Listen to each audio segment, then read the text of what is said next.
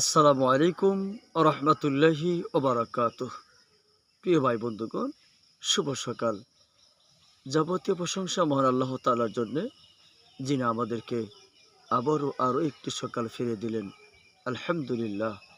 দিনের শুরুতেই পবিত্র কুরআনুল কারীম থেকে তেলাওয়াত সূরাতুল বাকারা ৭০ আয়াত হতে ৩১ আয়াত পর্যন্ত। আউযু বিল্লাহি মিনাশ শাইতানির রাজীম। بسم الله الرحمن الرحيم.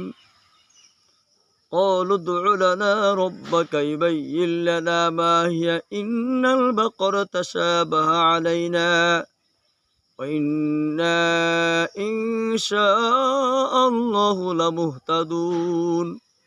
قال إنه يقول إنها بقرة لا ذلول تثير الأرض لا تسقي الحرث مسلمة لا شية فيها. قالوا الآن جئت بالحق فذبحوها وما كادوا يفعلون.